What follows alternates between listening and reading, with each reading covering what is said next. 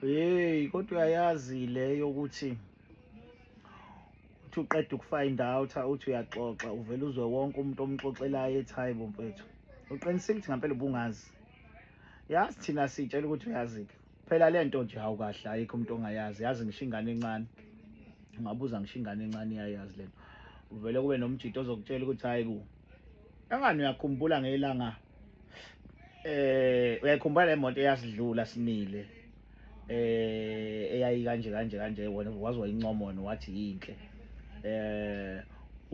usibanibani wathi hawu uncoma imoto kaMnakwenu usahleka, kanti wawucabanga ukuthi usho ukuthini. Uthi wena hayi lutho angikhumbuli. Ngiyayikhumbula kancane leyo nto kodwa angikhumbuli, anginakanga ukuthi wathi umnakwethu noma wayethi umnakwethu ngoba kwakwenze njani.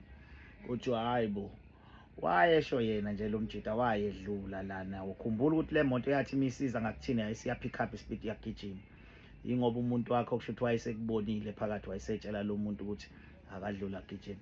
Lo mjida uyafika nje uyamletha njalo, hayi bo le moto ifika njalo uvela uthi uxoxele omunye umzwe ethi hayi bo awukhumbule emngcwabeni wakasibanibani ukuthi umuntu wakho washeshe wahamba kayanga emathuneni, engani wayilindwe yile moto yayimile lapha ngezansi, yayimile ngezansi, yafika nje yajika wahamba futhi wayongena phakathi kuyona.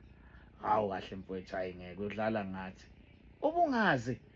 Uthi wena hey angiyazi lento enikhuluma ngayo, angiyazi leyo moto leyo, mina ngingazi bekutshela ukuthi no mfowethu hayi ayingeke uyaganga, uyaganga, akekho umuntu ongayazi lento. Yabo lapho yila ukuvele kuqale khona kubuye konke, kubuye zonke izinto ebezenzeka kodwa wena ungayinaki. Yila uvele ukhumbule khona ngisho ukuthi iy'ngane zakubo seziyakubhampela, wawujwayele ukuzipha amashumi zikujabulela kodwa manje ayisenandaba namashumi akho. Kushuthi ingoba sezinosibaro omusha ohamba ngemoto seziphi imali yamaphepha, wena usalokhu ustakhe emashumini no-5 rand. Uze ucabanga ukuthi usazi ukuthi uma udlula ngalawo wagcina ukuhlangana nazo khona uzokubheka esikhotheni, mhlawumbe amashumi akho ozowalahla lapho ngoba ayisenandaba nawo. Kubuye konke uvele ucabange le miluka aseyiluka ishintsha njalo ukuthi hayi bo umuntu wami kade ejwayele ukungixoxela mezoyoluka angicele ngisho imali yokuluka, manje usevele aqhamuke eseyelukile akasayixoxe ukuthi uzohamba uyokwenza ikhanda, useyayi-afforda. Uthi uyahamba uyoxoxela omunye akutshela ukuthi hayi bo uyazi thina-ke sasitshela ukuthi uyazi ngoba ngabona mina nje nendaba ye-iPhone saze saxoxa nosibanibani ukuthi hey lo mjida lona ngoba wena uyakhumbula uncoma ukuthi umuntu wakho usephathe i-iPhone.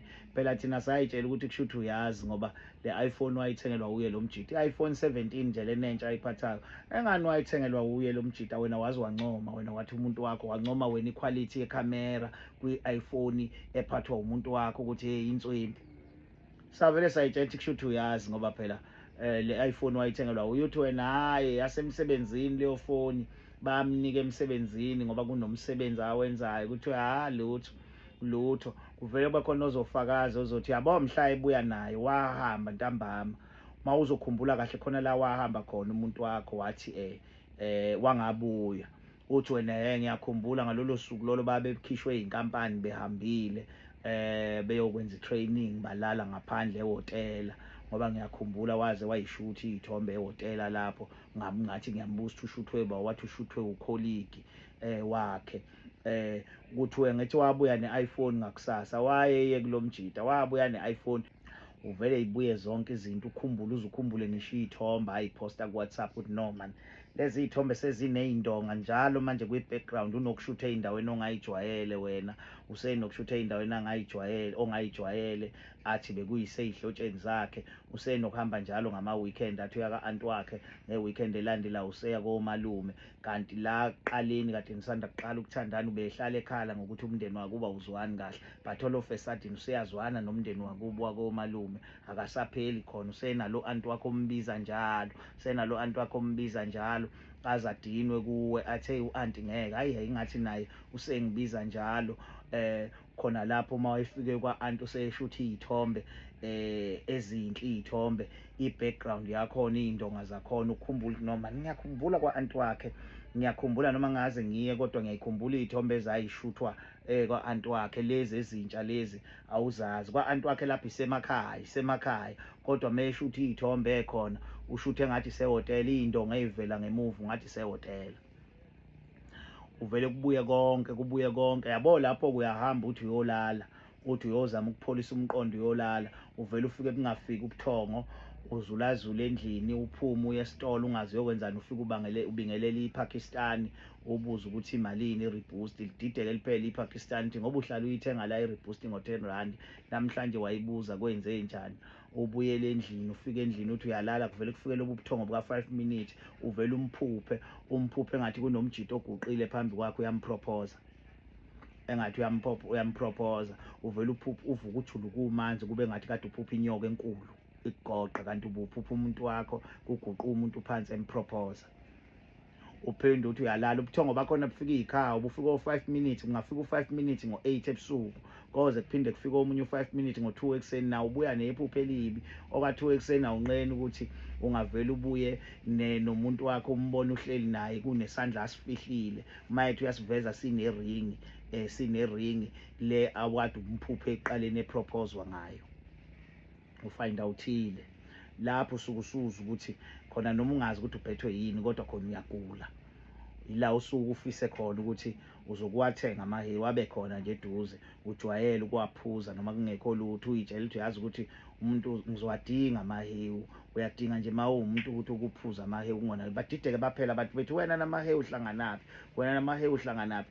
Uzwakale sekuwuwena osuwutshela abantu ngezinto ey'thinta impilo, ukuthi uyazi ukuthi kuyafuneka uma uwumuntu ukunciphise nje ekudleni, unciphise ekudleni nje, ukuqinise kulezi zinto ey'njengamahewu namayogathi, ngoba kusadleki ukudla kungeni. Uma wathi uyakudla ukudla ungathi kumala and sukusikhonto izwayo la ngathi idliso, kuseyokhonto izwayo la engathi idliso. Uma uke wamWhatsApp noma wamfonela wangayibambi call, kuvele kube nento eshaya kakhulu la engathi insimbi eshaya inhliziyo, engathi ishaya iyayiphusha ifuna ukuyikhipha ngomlomo, ithi qi qi qi qi, iyoze lento inciphe mase ebuyele kuwe, koba ima engathi yehla mase ebuyele kuwe. Uma ubamba ucinga uthi ukuthi hallo, umbuza ukuthi yini kodwa sibanibani, kodwa yini sibanibani, ngifone ngingakutholi, yini uthi angenze njani mangifuna ngingakutholi, athi yena hayibo yini kwenze njani, wawusuvutha ngaka ukuthi hayi angivuthi, ukuthi bengifuna ukuza ukuthi uright yini, bengikhathazekile. Hayi kubambe kahle-ke, ufind out-ile and into elilimaza kakhulu kulento yokufind out awukuthola ukuthi uwe kuphela obungazi, ukuthola ukuthi uwe kuphela obungazi. Ubokutshela abantu baze bakuxoxele ngisho ngohlanya lwendawo bethi hawu angani uhlanya nje usibanibani luyazi, loya muntu nje sebeze bajwayelana njalo mayefika ufika aluphi imali, lumthanda kabi. Lowo mzuzu wena lukufuni uhlanya lwasendaweni, alukufuni, lungakujaha ngisho ngamatshe. Lo usibari lo omusha uzwa kuthiwa luyamthanda, luze lincoma imoto yakhe, uliphi imali, uhlanya lwasendaweni. Yila uyawubone khona ukuthi kusafanele ukuyitry lento yokubamba la, uze ukuthi uma ungabamba la ngeke yini umoya uvale, uyitshele ukuthi awusenandaba nalo ngaphakathi, ufuna ukuwuvalela ungabusaphuma, bese kuthi lo ngaphandle ungabusangena, uvele uyiphumulele ngokuthula. Kulowo mzuzu kungeke kwenzeke.